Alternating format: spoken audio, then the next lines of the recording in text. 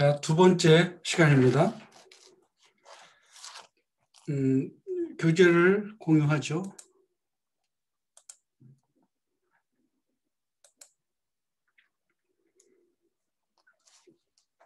자, 이제 마지막 문단입니다.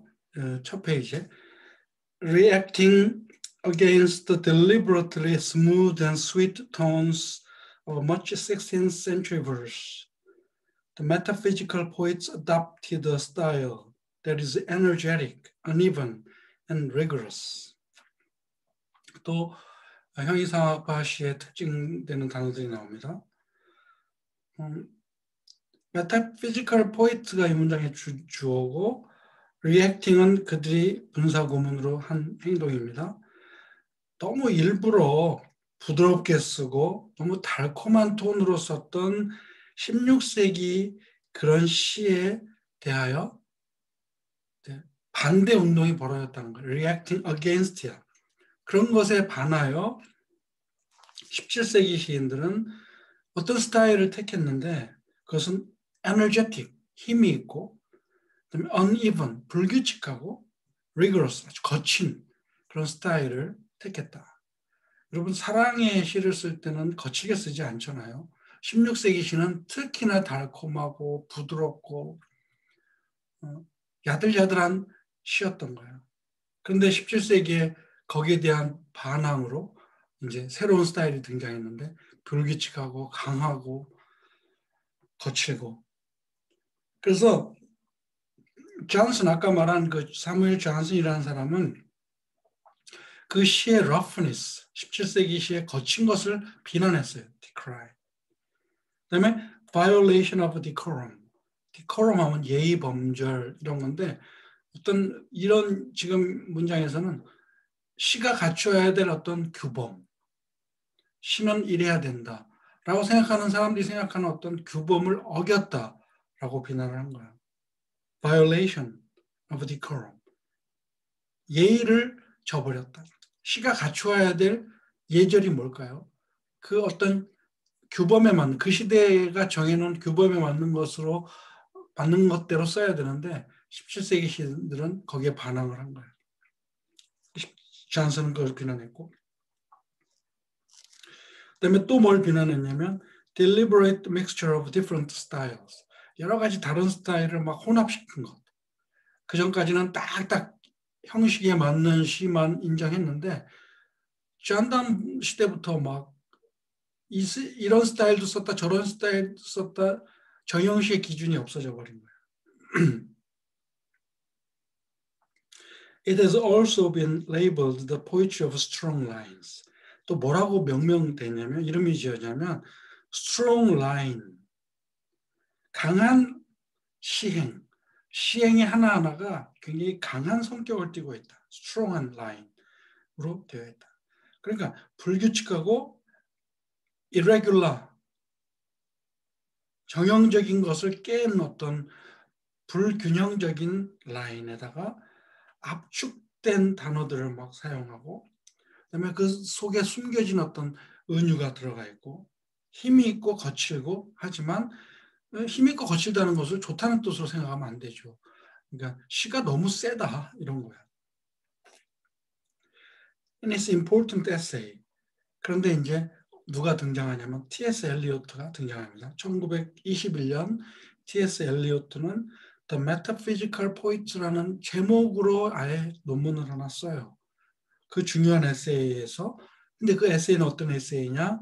바로 존 단과 그 동시대 사람들의 시를 back into favor, 다시 사랑받게 만든 논문이야. 그 전까지는 묻혀 있었다는 거죠. 존 단의 시는. 17세기 시인들은 아우 저건 시도 아니야 하고 그냥 무시하고 묻혀놨던 거야. 근데 이 엘리어트가 그걸 끄집어냅니다. 그리스리라는 비평가하고 함께 그런 일을 한 거죠. 그 논문에서 뭐라고 했냐면 T.S. 엘리어트는 주장했습니다. Their work, 그건 형이상학파 시인들을 말합니다. 형이상학파 시인들의 작품은 이성을 무엇과 결합시켰느냐? passion, 퓨전 음식이라는 말 알죠? 퓨전 음식, 뭐 짬뽕 혼합한 거. 바로 이성과 열정을 혼합했다. 잔단의 시는. It shows a unification of thought and feeling. 이 굉장히 유명하고 중요한 말이에요. 사상과 감정의 결합. The unification of thought and feeling. 사상과 감정을 결합시키는 그런 그 작품을 썼다. 그런데 나중에 그것이 어떻게 되냐면 separated into a dissociation of sensibility. 감수성의 분열로 나가 떨어진다. 자, 무슨 말이냐면 자, 17세기 시인들이 존 단으로부터 쭉 여러 명이 있었어요. 이 사람들이 사상과 이성과 감성, 패션을 혼합했어. 그래갖고 이 시대에 메타피지컬한 시를 썼어. 그런데 어느 시점에 가서 등장하는 시인들이 이 사상과 감정이 유니파이드 된 사상과 감정을 분리시켜, 세퍼레이트 시켜. 세퍼레이티드 해버려. Unification of thought and feeling을. 그것을 갖다가 뭐라고 표현하냐면 여기서 말한 dissociation of sensibility. 감수성의 분열.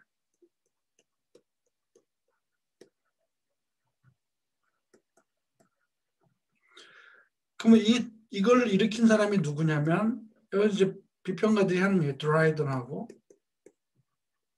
밀턴. 밀턴은 이제 17세기 좀 후반에 활동을 한 사람이니까 이런 거대한 영국 시인들이 잔단과 형이상학파 시인들이 만들어 놓은 감수성의 통합된 감수성, 이성과 감성이 합해진 정말 이상적인 시를 쓴 것을 다시 분열시켜봐요. 그래갖고 뭐만 갖고 와? 어떤 지성적인 것만 갖고 오는 거예요. 이런 얘기를 한 게 바로 이거죠. T.S. 엘리어트는 주장합니다. 형이상학파 시인들은 이성과 열정을 혼합했는데 이것이 그래서 사상과 감정의 통합이었는데 나중에 이것은 감수성의 분열로 분리되고 맙니다. 그러면 여기서 나오는 이런 reason and passion, thought and feeling 이런 것을 잘 알아둬야 돼요. 그다음에 dissociation of sensibility 이런 거. 이게 낭만주의에 가면 너무 감성 쪽으로만 가고 이렇게 한쪽으로만 치우치게 된다는 뜻이죠. 그래서 the hallmark of their poetry. 그들의 그 형이상학파시의 그 100% 순도를 홀마크라고 하죠. 금의 100% 순도를 말할 때 홀마크라고 말하는데 그들 시의 가장 순수한 특징이 뭐냐면 metaphysical conceit, 아까 설명한 거죠. 기상, 비교할 수 없는 것끼리 비교하는 것. 가로에 a figure of speech, 수사법인데 어떤 수사법이냐면 unusual하고 paradoxical 이미지, 이상하고 또 이율배반적인 이미지를 동원해갖고 비유를 하는 것을 conceit라고 해요. 기상. 이 바로 그 시의 홀마크다. 또 a reliance on intellectual wit, 지적인 재치에 의존해 그들의 시는 또 learned imagery, 아주 학식이 많은 이미지를 사용해요. 굉장히 철학적이고 과학적이고 그런 이미지를 사용해 subtle argument, 아주 교묘한 논쟁을 해요. 교묘한 논리를 피면서 사람을 그냥 거기에 몰아버려요. 빠뜨려버려요. 빠져나오지도 못해요. 그런 교묘한 argument를 주장하는 것이 이들 작품들의 특징이다. 비록 이러한 방법들이 결코 새롭거나 그 시대에만 있었던 새로운 것은 아니지만 이 형이상학파 시인들은 infused new life into English poetry.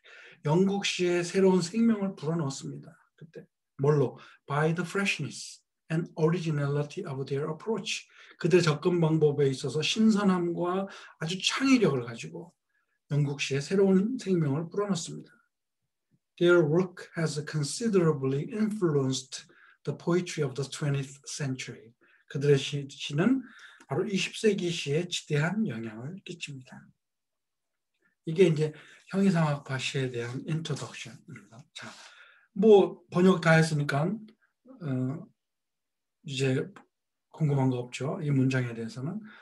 사실 여러분들 대면 수업을 했다면 이 부분은 가로넣기 시험을 봐요. 모든 단어들을 다 가로쳐갖고 보기에서 찾아서 메꾸는 시험을 봅니다. 왜? 중요하기 때문에. 단어들도 중요하고 그 형이상학파의 특징 다 uneven, energetic, 뭐 rigorous, 뭐 dissociation of sensibility, unification of thought and feelings.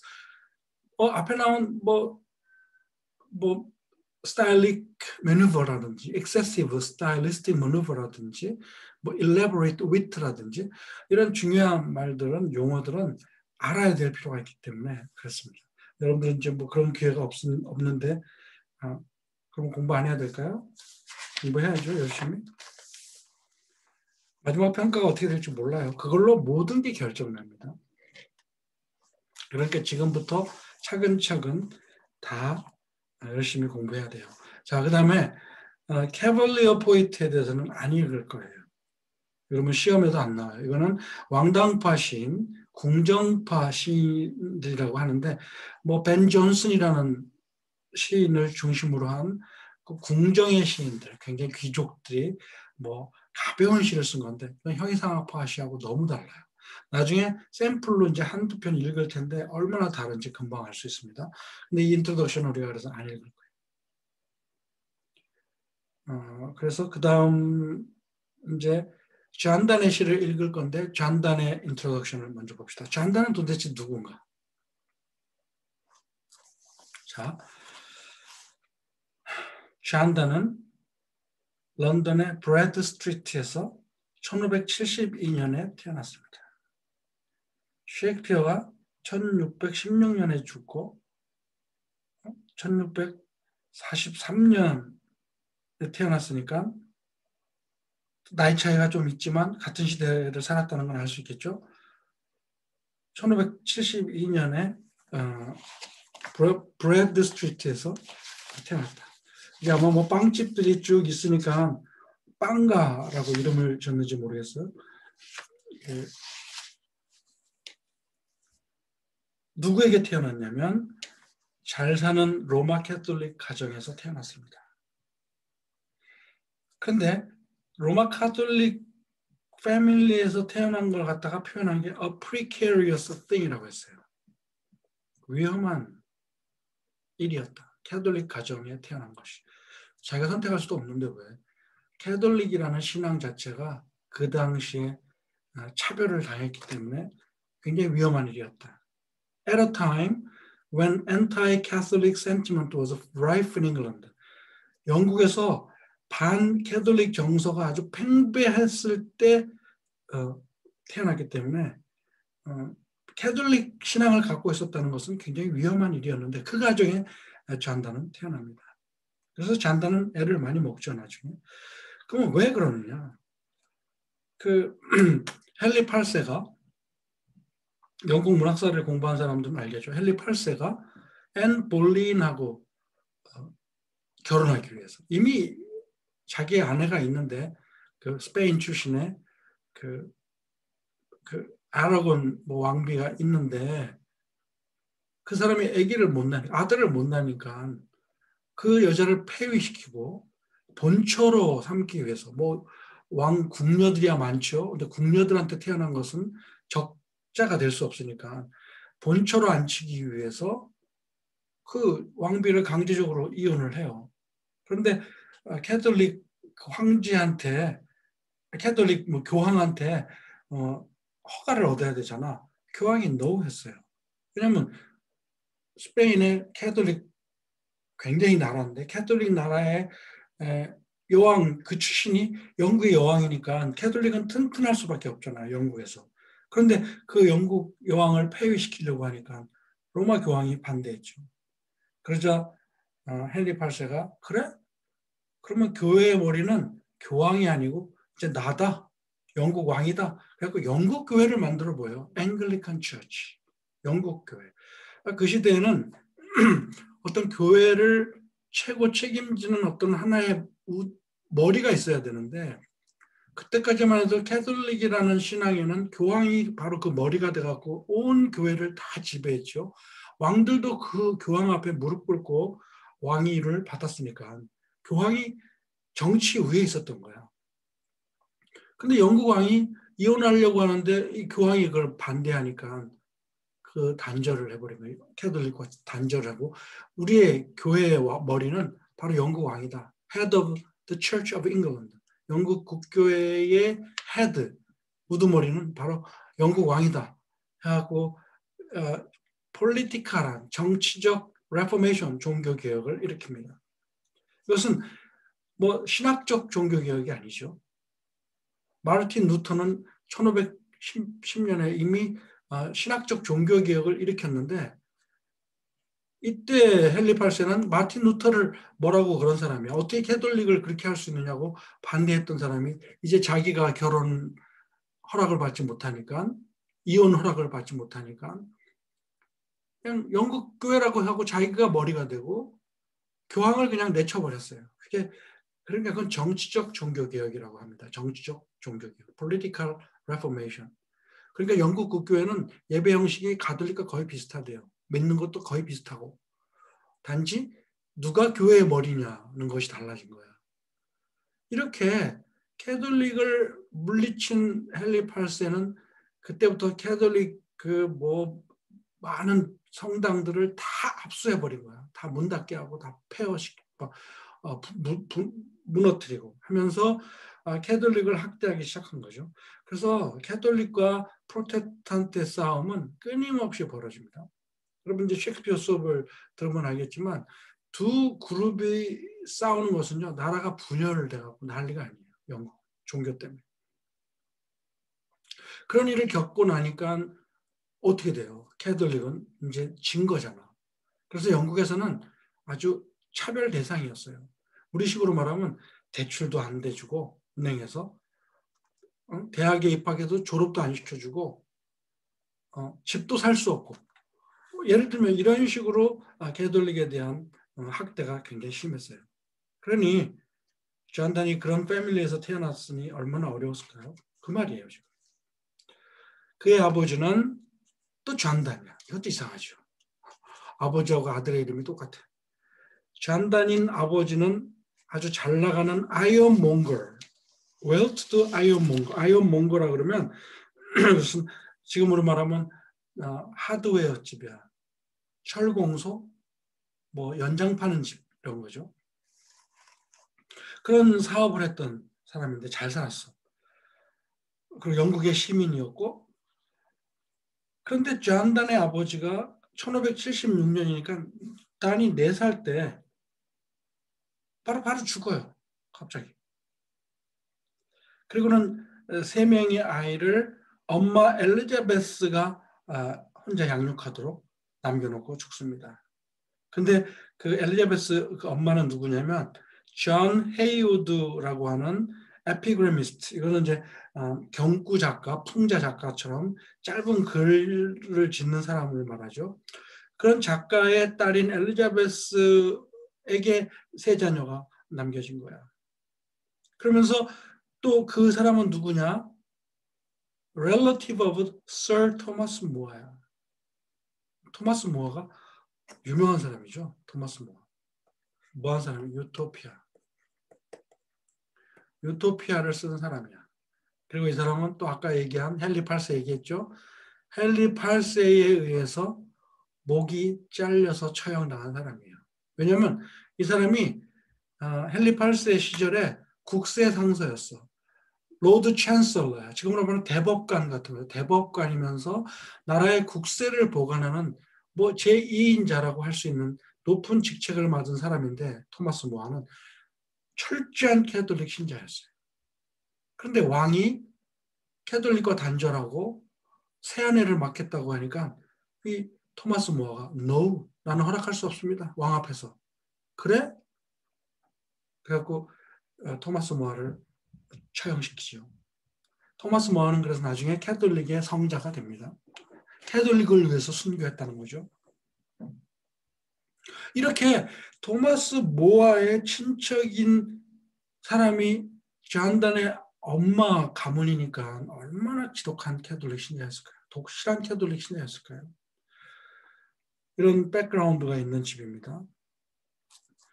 단의 first teachers were Jesuits. 그래서 단이 처음으로 배웠던 선생님들은 다 예수교 신부님이었다. 그러면 캐톨릭을 학대했다는데 어떻게 예수교 신부들이 있었냐? 캐톨릭은 있었죠. 캐톨릭은 완전히 지금도 캐톨릭은 있는데 완전히 없어진 게 아니고 뭐 쉬쉬하고 믿기도 했지만 당연히 캐톨릭이라는 종교는 있었던 거죠. 차별은 당했지만. 11살 때 존단과 그의 동생 헨리는 이제 옥스퍼드 대학 하트홀이란 하트홀 유니버시티 오브 옥스퍼드라고 하는 말은 뭐냐면 유니버시티 오브 옥스퍼드에는 여러 개의 단과 대학들이 있어요. 뭐 20몇 개가 되든가 무지무지 많은 단과 대학이 있는데 그 단과 대학 중에 하나가 하트홀이라는 곳이야. 그래서 이 학교는 뭐 법 공부하는데 법 전공을 하고 또 뭐 크리스트 칼리지는 또 뭐 공부하는 데고 어떤 데는 뭐 공부하는 데고 이런 식으로 나눠져 있다는 뜻인데 하트홀에 간 거야. 옥스퍼드야. 거기서 그는 3년을 공부했어.